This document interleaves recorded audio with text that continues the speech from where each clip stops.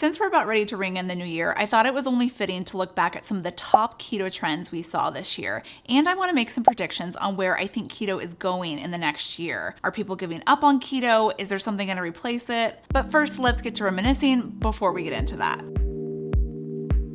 This year, we saw some new recipes, some new keto food products, new ingredients, and new ways of approaching keto. But nothing took the internet by storm quite like Maria Emmerich's protein-sparing bread. This zero-carb bread flooded my social media feeds with people either making the bread or making a variation of it. And a little backstory for you. In the early days of keto recipes, we relied on egg whites to help puff up our breads and baked goods. They help create these air pockets that help puff it up. It kind of does the same thing that all-purpose flour would do with the gluten inside all-purpose flour. But unfortunately, a lot of these early recipes tasted eggy and were weirdly dry and overly moist at the same time. Instead of using egg whites, Maria switched to egg white protein powder to use in her breads. It's a lot easier to use and you're not actually having to crack open all those eggs and separate the yolk from the white. And she also found a way to mask that eggy flavor by adding nutritional yeast. The result is a fluffy keto bread that looks like bread, but there's no carbs. Actually, I think there's 1 gram of carb in it. Regardless, this recipe is well loved all over the internet. Did I try the bread? Yes, I did. Just one time, and I'll probably never make it again. But it's not because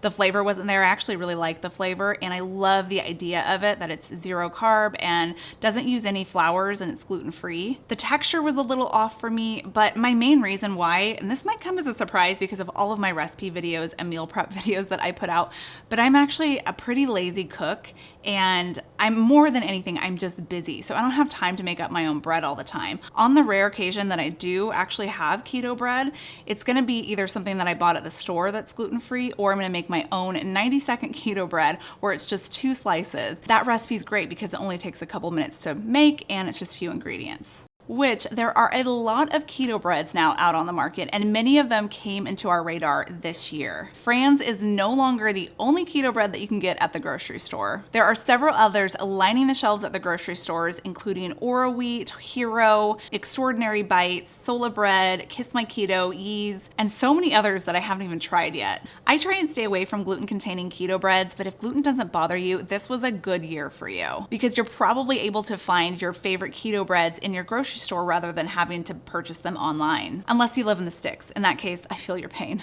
This year, we also discovered that bread is not necessary to make a sandwich. You can just use a bell pepper. The bell pepper sandwich traveled along all of the Facebook groups and Instagram reels this year. Not only did it give us a whole foods approach to a gluten-free bread alternative, but it was portable, packable, and it has this unexpected crunch that a lot of people fell in love with. Just wipe some cream cheese on a green, yellow, whatever color bell pepper you want, then add your favorite deli meats, sandwich fixings, and then slice it in half, and you're good to go. Lunch is ready. So simple. Simple recipes like this were very popular this year. Actually, the easier the better, and we saw a big trend in recipes that only took 2 or 3 ingredients, like keto cake, cookies, fudge, chicken nuggets, even Cheez-Its. It's literally a baked piece of cheese, and it tastes like a baked piece of cheese, but it looks like a Cheez-It, so I guess it's a Cheez-It?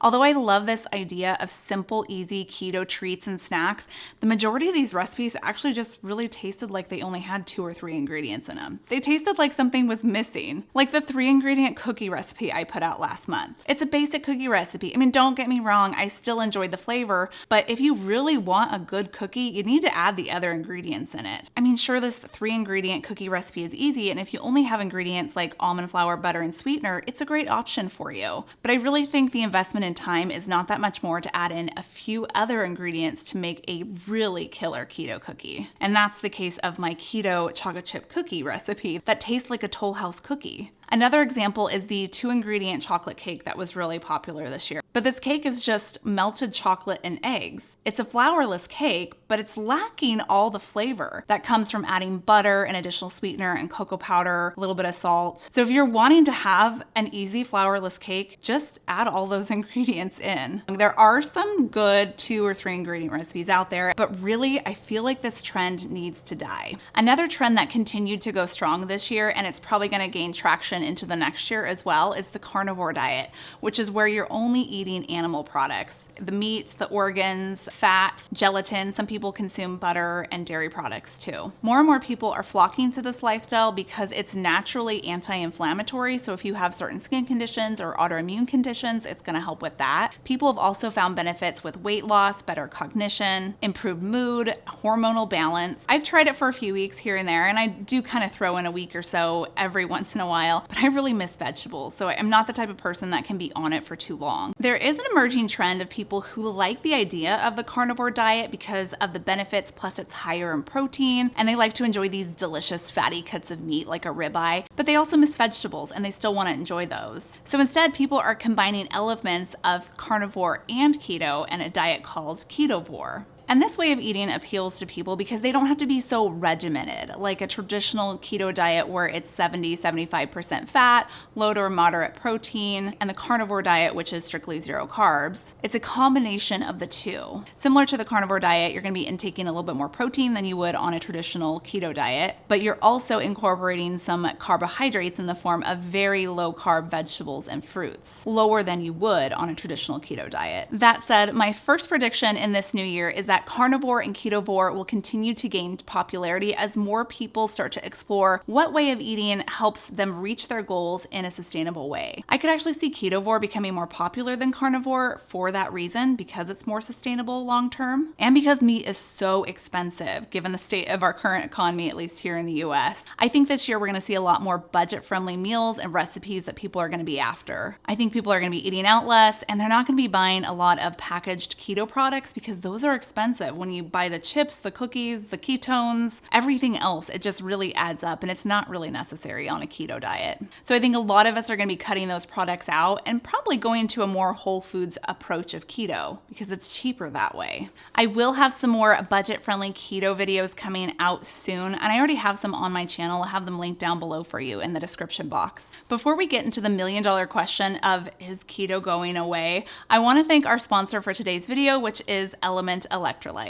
Element contains a science-backed electrolyte formula. It has 1,000 milligrams of sodium, 200 milligrams of potassium, and 60 milligrams of magnesium. Rehydrating and replenishing electrolytes is really essential on the keto diet. It might seem like those are a lot of electrolytes, but when you're on the keto diet, you actually need more than just the average person because your body flushes a lot of those electrolytes out since you're not having insulin released.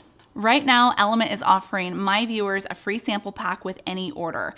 That's 8 single serving packets free with any Element order. So it's a great way to try all 8 flavors. Get yours at drinkelement.com/ketofocus. This deal is only available through my link, so you have to go to drinklmnt.com/ketofocus. In 2022, we saw a decline in the popularity of the keto diet. It made its peak a few years ago, and then it's just been on a gradual decline in interest as more and more people have tried it and then decided that it wasn't sustainable for them. And maybe you didn't notice because you're still here and you're still keto, but a lot of us keto bloggers noticed a decline in our website traffic, and it has a lot of people wondering if keto is fizzling out just like a lot of other fad diets have. But I don't think keto is going away, and it's not a fad diet. It provides too many health benefits that people just can't turn their back on it, from reversing type 2 diabetes to solving a lot of autoimmune issues that people have been having, plus there's the weight loss too. So it's not going to completely disappear. I actually think it's more evolving. I've noticed a trend in some of the Facebook groups and reading your comments and just talking to random people I meet where people are stepping away from a traditional keto diet where it's 70-75% fat, 20-25% protein, 5% carbs, and you have to keep your carbs below 20, and you don't want to eat too much protein, and you want to get your fat up by smothering butter on everything and shove all these fat bombs down your throat so that you can meet your fat macro. Although a traditional keto diet can work beautifully if weight loss is your goal,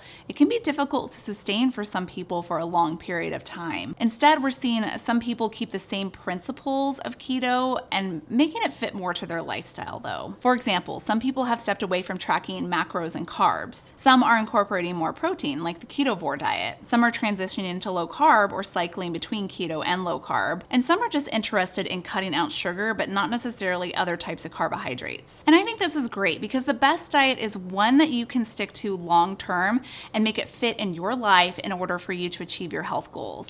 Maybe that's 100% strict keto, or maybe that's just having more flexibility. Whatever your health goals are, there's always going to be a place for keto recipes in your life because they're low in sugar, low in carbs, and they contain healthy fats. I'm curious what your health goals are for the new year. Are you going to clean things up and tighten the reins and go strict keto for January? Maybe you're going to give Carnivore or Ketovor a try, or maybe your goal is to just find balance. Let me know in the comments below. Happy New Year.